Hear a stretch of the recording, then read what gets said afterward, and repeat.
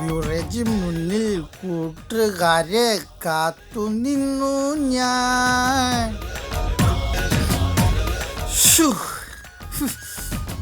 ഭയങ്കരമായിട്ട് ടയേർഡായി. ഇനി കുറച്ചു നേരം റെസ്റ്റ് എടുത്താലോ? എവിടെ കിടക്കും? അവിടെ ഉണ്ടല്ലോ, പെസ്റ്റോപ്പ് ഉണ്ടല്ലോ.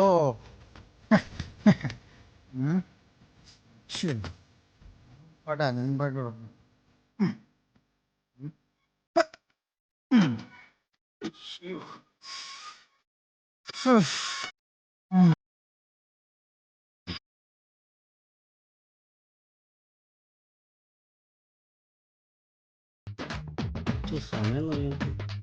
ചേട്ടാ ചേട്ടാ സമയത്രേട്ടാ? സമയം ചേട്ടാ സമയത്രയെന്ന്? വാച്ചില്ലല്ലോടാ. വാച്ചില്ലേ? എന്തിനാ ഇവിടെ നടക്കുന്നത്? എനിക്ക് വാങ്ങാൻ പാടില്ലേ? കൊള്ളാടാ നീ അമ്പടാ.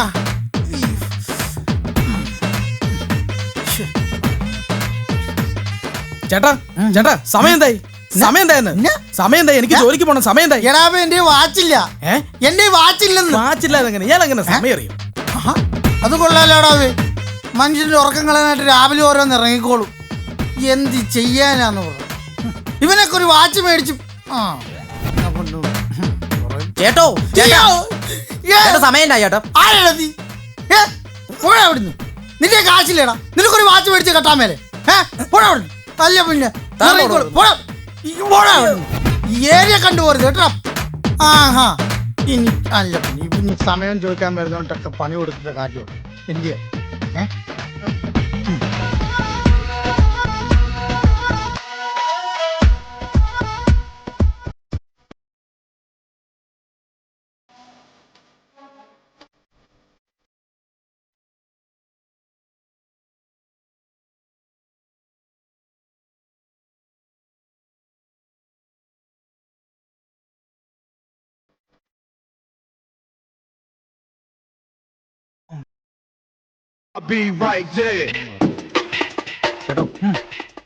ചേട്ടോ ചേട്ടോ ഒന്ന് എഴുന്നേറ്റ്.